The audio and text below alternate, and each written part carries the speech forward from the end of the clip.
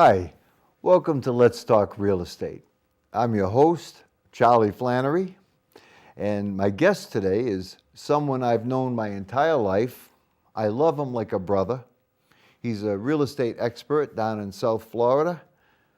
I'd like to say a big Let's Talk Real Estate welcome to my brother, Brian Flannery. Hey, Brian. Yes, thanks for having me on. Thanks for coming. Thanks for coming. Any of your friends locally you'd like to give a shout out to? Well, I'd like to say hello to all my friends and family in Taunton. This is where I grew up. It's always be my home, and this is a great place to live. And I live down in Naples now, but Taunton is a really great place. And everybody I run into all over the country, I tell them what a great place Taunton is. Yeah, I love it myself. Now, you've practiced real estate up in Massachusetts, and you've been down in Naples now for several years. What's one of the biggest things that you're seeing down there as far as like the market condition? Well, as you know, real estate is local in nature, and every market has its ups and downs and their own specialties. And we've been hit pretty hard. Prices are down probably from the peak in 06 and 07 to down about 50 to 60%. Wow. Yes. Wow. So I guess that creates, not only a lot of hurt and sorrow, but some opportunities for people. For the people that are trying to sell, or had bought during the peak, they're really feeling the pain like you talked about. But the people that are looking to buy or invest for some time, either now or in the future, it's a great buying opportunity. Yeah. If I were a person from this area and I was looking down in that neck of the woods, down in the Naples, South Florida area, do I have a pretty good choice if I'm willing to spend between, say, $100,000 and $250,000? Yeah, you do. You can buy a lot of stuff for that, especially a lot of condos. And a lot of people that go back and forth, really to be in a single-family home is not practical because you get all the maintenance and the upkeep and everything. Being in a condo, when you lock the door and you walk away, when you come back next November, everything's how you left it. And sometimes there are outfits down there that will rent them out for you during the other months if there's a market for that, right? Yeah, a lot of people actually rent their places out. They are not ready to retire yet. They've bought now, anticipating that the price is going to go back up. And they do have people that rent their places during the season, which is basically from December to May. You can get a lot of money for those places, for rental. So it almost makes sense for somebody to go down there that's thinking about retiring and maybe another 10 years to go looking now. Yes, I've had a lot of people that have done that aren't quite ready to retire yet, and a few years ago didn't think they would be able to afford to retire there. They're down buying now, even though they're 5 or 10 years away, buying now while the prices are down, and their long-term goals to have a place there, and they're renting it now, and they'll have it when the prices go back out. They'll be glad that they bought. Yeah, if I were 20 years younger, and maybe if you were 10 years younger, we'd be out probably buying everything in sight if you could afford to sit around for 10, 20, like me, But I've heard it said that the further south you go, the more northern it becomes. Well, someone told me that a long time ago, and now living through it, I see that. Actually, there are quite a few people from the Taunton area in Naples that I've run into. Oh, yeah? Yeah, and when I come up here and go to the YMCA and I talk to people, they know that I'm down in Naples, tell me I've got a place there, or I spend time down there, I have over the years. And, they do say the further south you go, the more north you get, because mostly people in Florida are from somewhere else. People have come from Massachusetts, New York, Ohio, Michigan, a lot of Midwesterners, a lot of Northeasterners that have gone down there, to retire, to go down on a vacation, to get out of the cold. Everybody wants to come down this time of year. And I was surprised because I go down quite often. You might say too often, but that there was a sports bar down there dedicated to New England sports fans. Yeah, there's a place. I don't know if we can give the name, but okay. Well, there is a place. It's named after the old stadium the Patriots used to have, and they have all the memorabilia from the Patriots, the Red Sox, the Bruins, the Celtics, and even a lot of their food is named after the local sports teams. And if you go there on a Sunday afternoon and the Pats are playing, if you want to find out somebody from up this area, more than likely they might be there. Yeah. Because I've run into a few people myself there on a Sunday afternoon when the Pats are playing. Yeah, looking to stay in touch. It's amazing the amount of Pats fans that you have down there, and Red Sox fans, and you see the Red Sox and Patriots and Bruins and Celtics plates, and people with Celtics T-shirts and Red Sox T-shirts all over. Of course, the Red Sox have their training camp in the next town over, right? The Red Sox, their spring training is in Fort Myers, which from where I am, it's about a half hour, 45 minutes. And actually, when I've gone to a couple of games, I actually ran into some people from here, down there, going to see the Red Sox. Terrific, terrific. That's something I've always wanted to do. It just seems like every time I do go down there, something interferes, or we've just missed the game, or any number of things. But I would love to see, a spring training game. Are they building a new facility? Has that started yet? They are in the process right now. We're building a replica of Red Sox Fenway Park right down in Fort Myers. Oh, no kidding. Yes, Yeah. They just struck a deal because the Red Sox were thinking of moving, so they actually offered to build a new stadium for them. A new replica of Fenway Park right there, which is going to make it even greater, and it brings a lot of people down. That's one of the reasons to go there.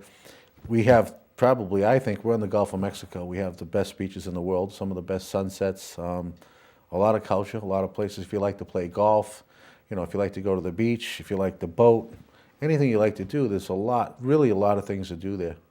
And there's a lot of people that, live there year round now. It's not just a seasonal. We have about 300,000 people that live there year round. We have about 10 high schools in Naples alone. So that ought to tell you there's a lot of young kids there too.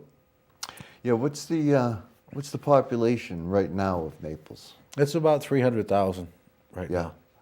And so obviously 10 schools, 10 high schools sounds about right. What are the projections for, say, 10 years from now? Well, I've heard 500,000 or more. It is a growing area. Our county where we're in, which is a good thing, is they don't let the growth go, it's not like a concrete jungle. They've kept it sort of spread out, still almost a little bit rural. And 60% of our county, which is Collier County, is Everglades. It's owned by the federal government, part of the Everglades National Park. So they can't build. So there's only so much growth that can go on there, which is a nice thing. Keeps it right size. Yeah. And one of the things that you told me that they do down there is if someone wants to build either a new residence or a commercial structure, they charge a huge impact fee, don't they? The town does, or does the county? The county charge? gets an impact fee for just about for a single family home of about $30,000. Wow. And I had talked to a couple of people here. Maybe if they had done that a few years back here, maybe when some of these big developers are going in, maybe if they got some type of an impact fee, because you're building homes, you're going to put kids in school, trash pickup, you need more police presence. Maybe they wouldn't have to be laying off policemen and firemen. Maybe it would be a good idea. If something works somewhere, it sometimes can work somewhere else. So there's good ideas, and they do a good job of managing the growth there. It probably sounded like a great idea at the time when prices were going up. Now it just means the poor person that bought that house paid an extra $30,000, and that's $30,000 more they're underwater. Well, you see all the time, it's like anything else. There's no free lunch. There is none. Yeah. And, when you bring kids in, or other people, you have to pay for them to go to school. You have to pay for services, fire and police. So they have to get the money somewhere. But you've seen some of those people that build houses in the peak of 05 and 06. I just sold something recently that somebody paid $459,000 for, brand new from a developer in a golf community in 06 that just sold for $180,000. Wow. And, so. Almost 60%. Yeah. So what happens to the neighbor that paid $450,000, $460,000, still has a $350,000 mortgage? He's, $170,000 underwater. Some of those people are saying, listen, I'm so far underwater, it'll be forever before I get into equitable position again. And they're walking away. And that's what's happening. You're seeing a domino effect of foreclosures, short sales.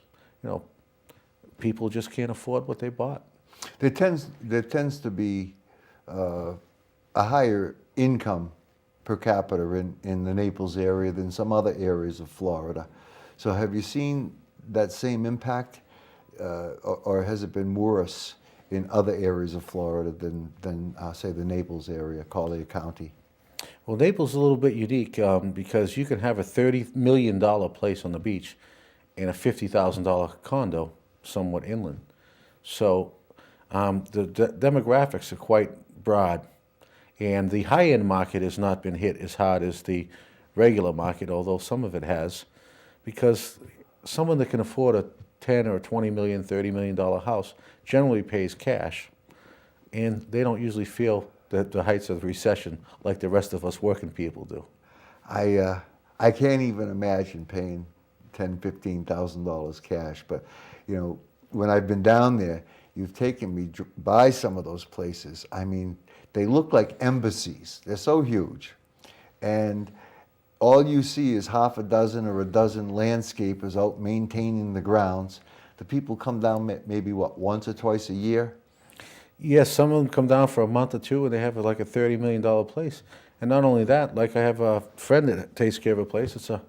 The property tax is $185,000 a year. Oh. The electric bill is $3,000 a month, and they have to pay people full time. So it costs them about $400,000 a year just to run a house like that with no mortgage. Yeah.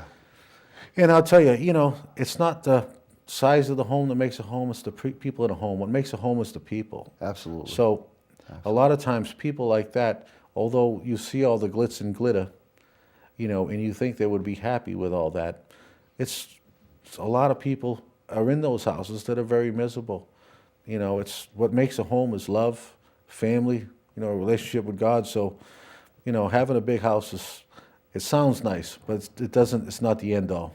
Yeah, it won't fill that hole. If you think that, you know, having the right house is going to be what makes it for you, you're sadly mistaken. Like you say, I could, if I was with family and friends and kith and kin, and you know, there was love in the home, I'd be happy with a 2-bedroom, you know, 500 square foot place, you know, and I could walk by and enjoy the guy's $15 million house and feel bad for him that he's spending $400 a year, right? But at least he's putting people to work, right? When I first moved down there, I drove down the street with the big multi-million-dollar homes, and I told my friend I was going to live there one day. I've resigned myself that the only way I'll live there is if someone lets me move in. Or if they're hiring you in the landscaping crew. Yes. Okay, that's a good note to take a break on. We're up against a hard break. We're going to take a couple of minutes for a few public service announcements. Please stay tuned for more of Let's Talk Real Estate right after the break.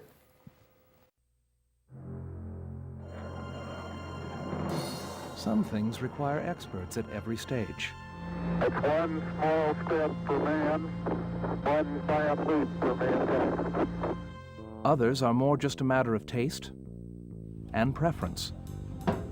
Just the way I like them. Buying a home falls somewhere in between. That's why you should visit HomeLoanLearningCenter.com for expert guidance. A website where you can learn just how you should go about buying a home. You'll get facts, tools, and impartial advice. From seeing a lender to settlement and beyond, there's a step-by-step explanation of the process. All at HomeLoanLearningCenter.com. Houston, we have a solution. Think of it as mission control for buying a home. That's HomeLoanLearningCenter.com. This is a message from HUD, the U.S. Department of Housing and Urban Development. Can you afford your home loan? Could your mortgage payment increase in a few months to something you can't afford? Hi, I'm Ruby D. If you're not sure you can continue to make your mortgage payments, call a government-approved housing counselor in your community for free and confidential help. Keep your home. Know your loan. Call today. Call 877-HUD-1515. That's 877-HUD-1515 or go to HUD.gov. Hi, welcome back to Let's Talk Real Estate. I'm still your host, Charlie Flannery, and my guest is still my brother, Brian Flannery. Brian, thanks for not running out on me. You're welcome, Chaz. We spent a couple of weeks negotiating the contract to get you on here, and the biggest stumbling block was the signing bonus. I had to give you a couple of weeks to come up with it. But we tried to make it as affordable as possible, you know. But we were on a roll there. Now you've practiced both in Massachusetts and Florida, practiced real estate. What's the biggest difference in the type of people that you know that are out there looking and in both states? Well, as you know, as in a lot of things, it trickles down from the top. Real estate starts from the bottom and goes up. Why the market moves is somebody comes in from, you know, you get a young couple that's in a condo, they have a baby, they want a little more room. So they go into a single family home. That person sells their ranch and goes into a gambrel or colonial. And that's where you have the movement in the market. And down in where I am, actually, Naples, it's moved. You have the people that live there that move up and move down. And what's happened now, what's stopping the market, a lot of people like the same type of situation here where they've had a baby, they want a little bigger square footage in a single family from a condo. They're underwater, which, as we were talking about the other day, almost 25% of the people in the United States right now that have a mortgage are underwater in their mortgage, meaning that they owe more on their property than what it's worth. So a lot of people that want to sell, the people now that want to downsize, say, hey, I don't need this big house. I don't want a 3-car garage anymore. I don't need the big pool and the big house, you know, to come home to an empty house. I'd like to downsize. They can't sell because they owe much more on the property than what it's worth. And that's what's hampering the real estate market there. And a lot of the people that bought as investments are walking away. They're far underwater. And, you know yourself, they made it too easy to get money, which they made it. People went in with no money down, bought houses they couldn't afford in the first place. They set them up for failure. If a person comes in and if they want to rent an apartment and it's $1,000 a month, you want first, last, and security, they tell you I can only put $1,000 down. You would say I would have a little bit of skepticism given that person a loan. Well, the banks came in and gave that person with no money out of the pocket, built-in closing costs, gave them a $350,000 loan, knowing they couldn't afford it. And that's where we're at now. We're feeling from the pain from all those bad decisions, you know. And it's until they let it happen. Prolonging the inevitable only makes the economy stay bad for a longer period of time. They have to step out of the way, let the chips fall as they may. Yeah. Let the market hit bottom. Let people come in and buy these properties. Move on. Because until they do that, they're only prolonging the inevitable. It's just making the recovery take longer than it has. How many months worth of inventory is currently on the market down there? We have about a year worth of inventory right now. Wow. If no new listings came out of the market as of today, it would take us about a year to get rid of all the stuff. That's not even including, you know, me, I do a lot of real estate. I talk to people every single day, buyers and sellers. And what I do is I talk to a lot of sellers. And I've talked to people all the time, haven't made a payment in 2 years on their homes. They're still in their homes. The banks don't want to take them back, you know. And then when they finally they're giving these people money to move. I mean, you know, the banks got a lot of this money for bailout. They didn't go and help the homeowner, you know. What did the first thing they did? They paid themselves bonuses instead of helping the homeowners. You know, if they had come in, the banks had come in a few years ago and started helping people, reducing the principal amount on their mortgages, because that's the big thing. I mean, guy's paying $2,500 a month. He's $100,000 underwater on his home. After a while, he says, "I'll never get this back." If they had reduced the principal, these people could have stayed in their homes. Would have kept the prices more stable. We would have less foreclosures. And the banks probably would have lost less money doing a modification on the principal amount than going through the cost of a foreclosure, not collecting mortgage payments for a year or two. They're very reluctant to move. I mean, I know half a dozen people personally that were in their homes for 2 years without making a payment. You know? The banks have no incentive to move. The problem is many of these loans are backed by Fannie Mae and Freddie Mac, which is you and I and everybody in the audience who's the taxpayer. So what happens is the banks really have no incentive to work with the people, because you and I, the taxpayer, Fannie Mae and Freddie Mac have already funded about $500 billion worth of losses to offset some of these losses that they've taken. So where's the incentive? The bank doesn't lose because the taxpayer is building them out. And everybody thinks, geez, it's not me, but when it all comes down to it, follow the money. It comes back to the taxpayer. The money's got to come from somewhere. The big guys never lose. Unfortunately, it seems that way. And, you know, you get a lot of people that are just trying to feed their kids, provide a home for their family, and no one wants to help them. Yeah. It seems like people who are doing the wrong thing are getting all the breaks today. I hear that all the time. People tell me that all the time. You know, but I tell people all the time, you never want to stop doing the next right thing. You always want to do what's right, because no one can ever say you didn't. But there are a lot of people out there that are not doing the right thing and they're getting rewarded. So I don't know what to tell them. Well, perhaps they'll sit in judgment before a guy in black robes one day. You know? Well, you have to be able to put your head on the pillow at night. Yeah. That's what I tell people all the time. Yeah. Everybody has to be able to put their own head on their own pillow at night, and you've got to live with your own decisions. Yeah, and you know, I say all the time, people don't care how much you know until they know how much you care. You know, and you know as well as I do that we actually get involved with people's lives. You know, I never lose sight of the fact that I'm playing with someone's financial livelihood. And many times in dealing with these people, it's not like they're buying a TV. I mean, we are part of their lives for 3, 4, 5, 6 months sometime. You know, so you become very close and develop a great degree of empathy and really want to help them. There's only so much you can do, though. And that, I think that bothers me sometimes. Well, I tell you, you know, people, you know, I've been in sales my whole life, and people say, you know, how do you be a salesman? I said, people do business with you because they like you. Mm-hmm. Doesn't matter whether you're selling houses or TVs or automobiles. People do business with you because they like you. I tell people that want to go into sales, you know, find out, listen to people. And you know yourself like I have.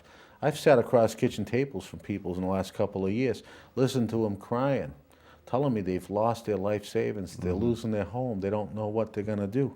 Mm-hmm. I mean, certainly you feel empathy for a person like that. And unfortunately, you would think those would be the people that the banks would be trying to help, but it doesn't seem that those people are getting any help. Because I talk to them all the time. It's really sad when someone has to be displaced and take their kids out of the school system and go get a new place, mm-hmm. and losing their home that they've been in for a long time.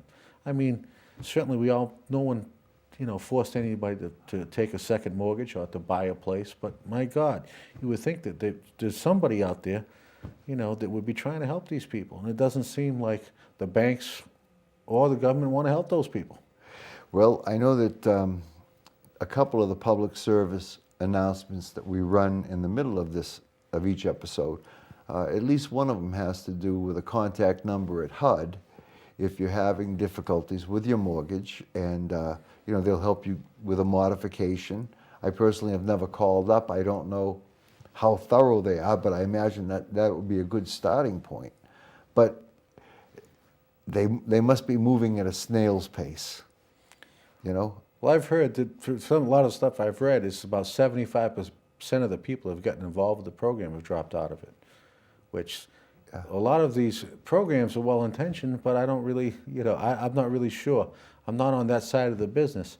But listening to people, they're awful frustrated because these are good people, hard-working people that have worked hard their whole life, you know, and it seems that something should be able to be done for them. And I don't know where to tell them to turn, but it's just sad, you know. That's the sad part of the business when you go in someone's home who's lived there and lost their life savings, and you know, they don't know where to turn. It's all you try to, you know, just encourage them to, it's not the end of the world, you can bounce back. And, you know, on that point, the FHA, who funds most of the loans here, you know, in the United States, came out and said if you do a deed in lieu of foreclosure or a shut sale, they will give you another loan in 2 years.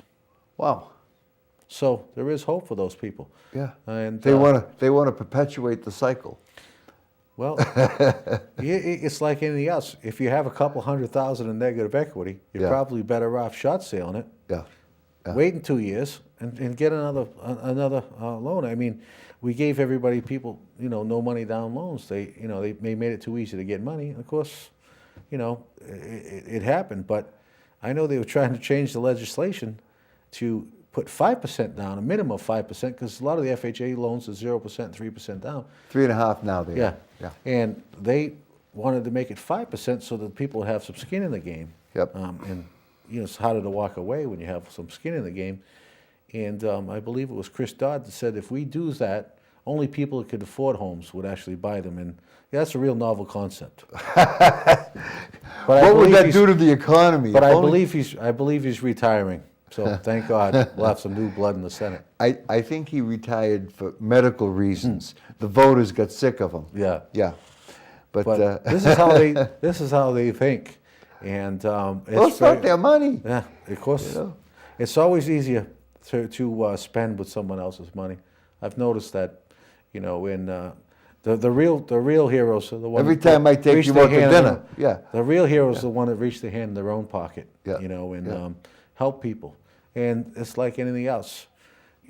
There's no greater reward, I've been told, than helping others. That's trying absolutely true. to help others. And sometimes, it's not all about money. It's just listening to people. I know when you listen to that husband and wife, and you just comfort them and try to give them some advice, it really makes you feel good that you sat there. 'Cause Absolutely. I've been told a lot of times, some people, as soon as they tell you their situation, they're 100,000 underwater, they're running out of money, people say, I've got another appointment. Just sitting there, sometimes people just want a friendly face or an ear to somebody to listen to them and console them a little bit, And I found too that there were sometimes situations over the past 26 years that I've been practicing that there was really no easy way out for people, because this is my second downturn I've lived through. But they can still, if you give them the service, and even if it's only a friendly shoulder to cry on, they have friends, they have family, they have coworkers, hopefully. And they'll send those people to you, and that becomes your source of referrals, and you generate business over time. What do you miss most about New England food that you can't find down there? My mother's cooking. Good one. My mother's the best cook in the world, and That's 2 points for you, because Ma will be watching. And two. Basically, the food. I mean, I miss the seafood. It's different, the warm water seafood. I miss the Portuguese food. I miss getting the beef at the casa, the pork al dejana, to go in a nice Italian restaurant. You miss that, and that's one thing that we lack there is good Portuguese food. Maybe some good Italian food, And I miss Mom's cooking, that's for sure. Yeah. Well, I know Mom won't be flying down, but if there's anybody out there who's thinking about starting a restaurant, maybe a Portuguese restaurant, Naples could be the place for you. You could corner the market. And I'd like to thank those of you who have tuned in today. If you'd like to get a free copy of today's episode, please send an email to letstalkrealestate@verizon.net. Please include your name, address, and phone number so that we can verify that. And that's for the first 100 respondents only, because we can't do this all day. And if you have any questions that you'd like me to address to Brian concerning real estate down in the Florida area, again, you can send them to the same email address, letstalkrealestate@verizon.net, and we'll get those questions answered for you. You can also give a call in. The number is 508-884-8869. It's been a great time talking real estate with you today. I'd like to thank Brian. Thank you, Chaz. Have a great new year. Thank you very much.